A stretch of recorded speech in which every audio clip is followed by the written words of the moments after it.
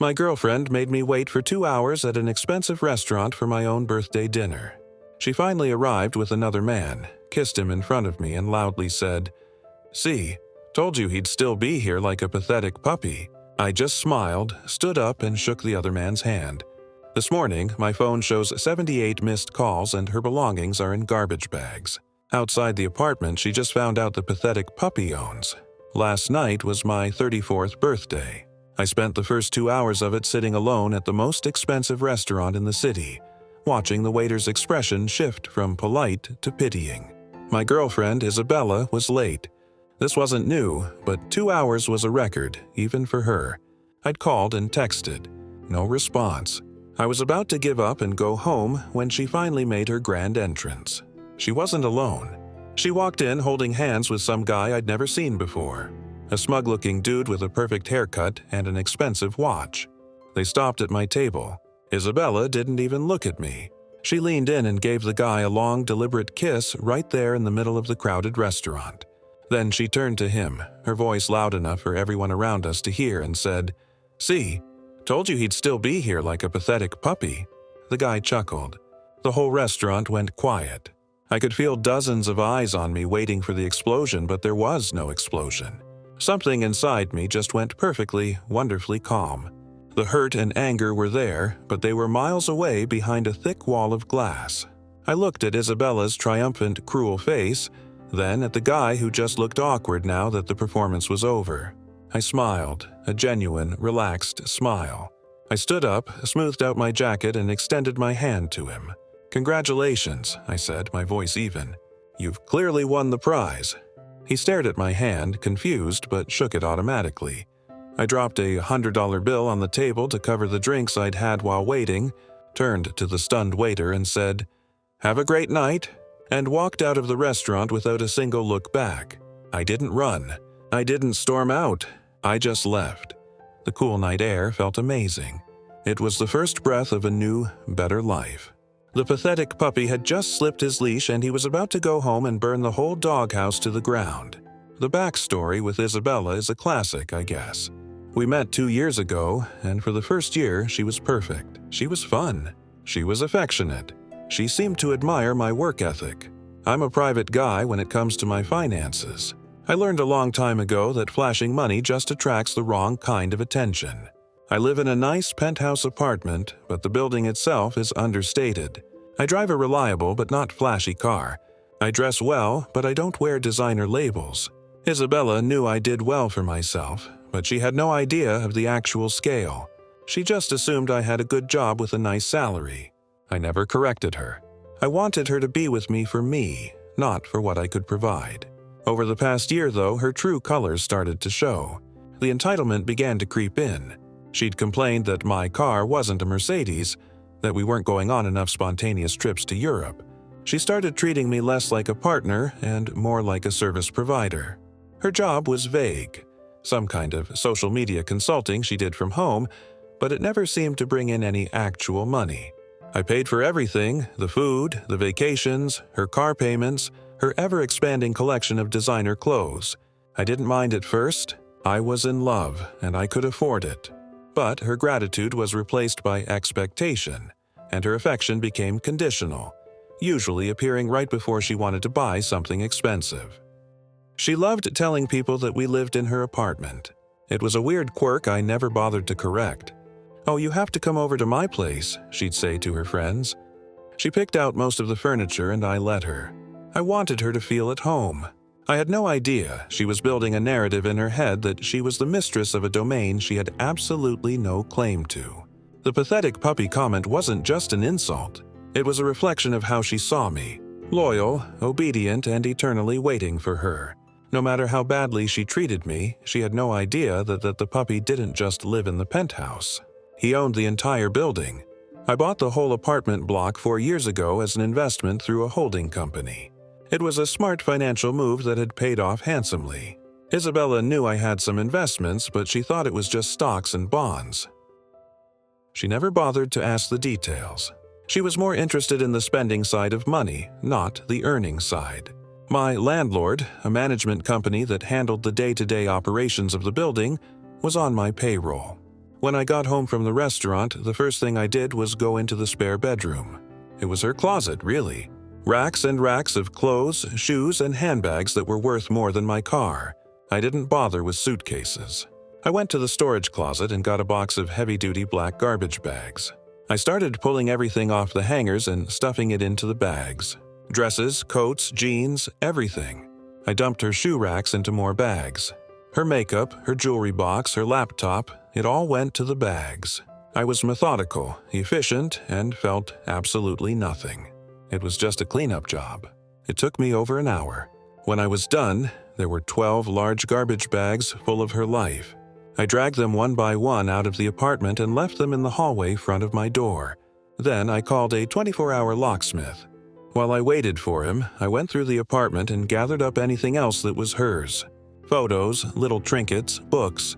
It all went into a smaller bag, which I placed neatly on top of the others. The locksmith arrived around midnight. He was a tired-looking guy who had probably seen his fair share of domestic drama. He changed the locks on my front door and the service entrance quickly and professionally. I paid him in cash and he was gone.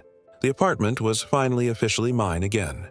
I poured myself a whiskey and sat on the couch looking around the now empty space. It was quiet. The phone started ringing almost immediately. It was Isabella. I let it go to voicemail. A few minutes later, a text came through. "Where did you go?" That was not funny. I deleted it without responding. Then another call, this time from the new guy. I didn't recognize the number, but I had a good guess. Ignored.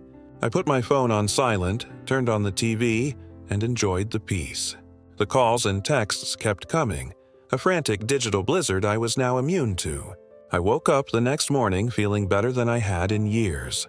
I checked my phone out of curiosity. 78 missed calls, a mix from Isabella. The new guy whose name I now knew was Julian, thanks to Isabella's screaming voicemails and a couple of her friends. The voicemails were a wild ride. The first few were angry and confused. Then they turned panicked as she realized I wasn't responding. The last few from the early hours of the morning were a mix of sobbing apologies and furious threats. It was the soundtrack of a narcissist realizing she had lost control. The real show started around night in the morning. I was in my home office when I heard a commotion in the hallway through my security camera feed. It was Isabella and Julian standing in front of my door staring at the pile of garbage bags.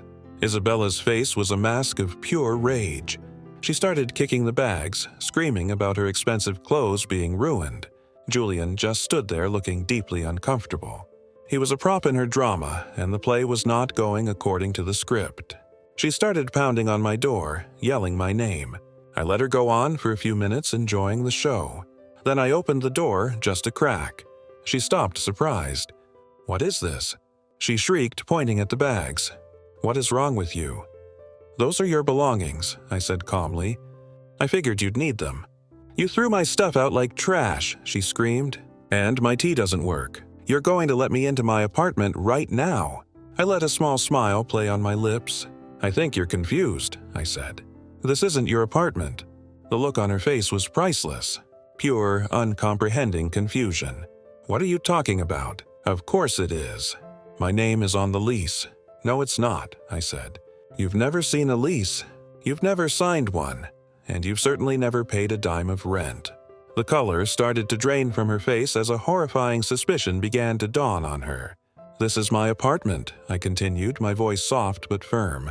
"In fact, it's my building. I own it, all of it. The pathetic puppy you were so amused by last night. He's your landlord, or he was. Your teenie, which was always informal, is now terminated. You have 10 minutes to remove your trash from my hallway before I have security do it for you."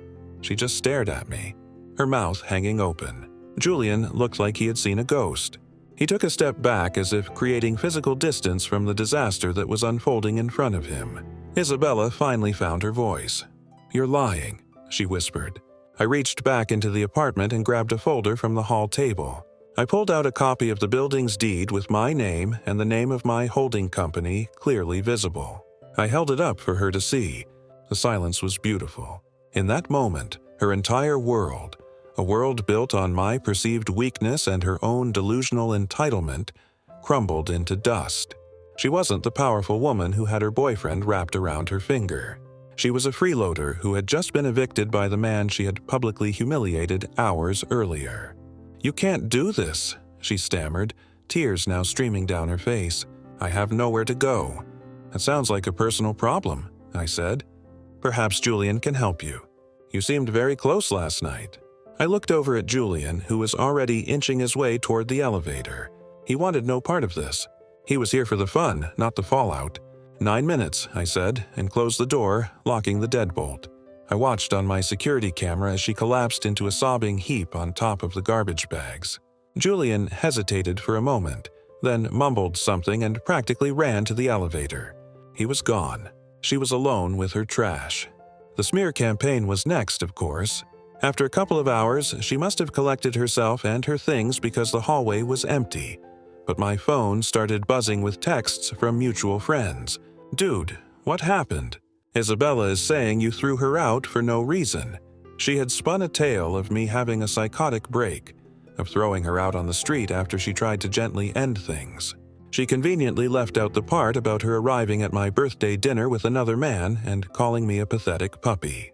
I didn't engage in a war of words. I just sent a single, concise response to a few key people. For my birthday, Isabella brought a man to the restaurant, kissed him in front of me, and announced to the room that I was a pathetic puppy for waiting for her.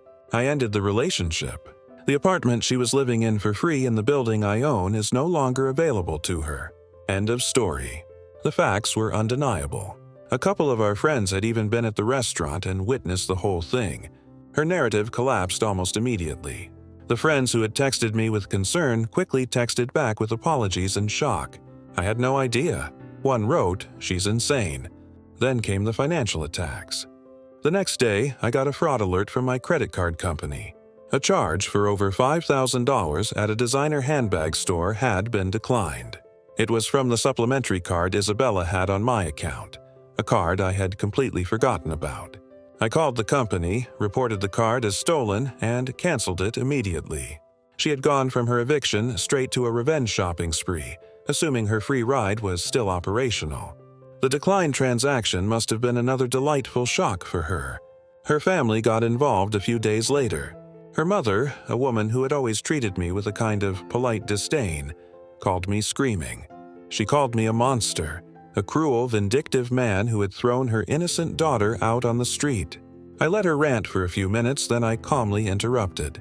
"Ma'am, your daughter publicly humiliated me on my birthday with another man. She was living in my property for free, and that privilege has been revoked. If you have any further issues, you can direct them to my lawyer." I gave her my lawyer's name and number and hung up. The final act of desperation came about a week later. I received an email from Julian, the guy from the restaurant. It was a surprisingly sincere apology. He said Isabella had told him that I was a controlling, emotionally abusive ex and that she was terrified to break up with me. She had orchestrated the restaurant scene as a way to publicly free herself.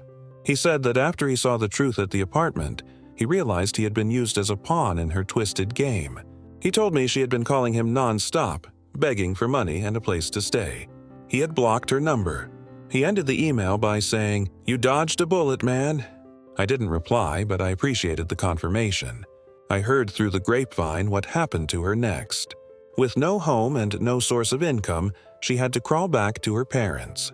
Her friends, tired of her drama and her constant requests for money, started to distance themselves. She had built her entire identity around a lifestyle she didn't earn and couldn't sustain on her own. Without me, the pathetic puppy to fund her existence, her glamorous life evaporated. A few months went by, the peace and quiet were incredible. I redecorated the apartment, making it feel like my own again. I focused on my work, went on a trip with some friends, and enjoyed my freedom. One night, my friends and I decided to go for drinks at a bar downtown, a place I hadn't been to in a while. As we were sitting at our table, I looked over and saw her. It was Isabella. She was working as a cocktail waitress. Our eyes met from across the room. The arrogant, triumphant look she had worn at the restaurant was gone, replaced by something I had never seen on her face before: shame. She looked away quickly and disappeared into the kitchen. I didn't feel a surge of victory. I just felt a quiet sense of closure. She had tried to humiliate me, to make me feel small and pathetic, but in the end, her own actions had brought her exactly where she deserved to be. She had to work for a living serving people in a place where she once thought she was a queen,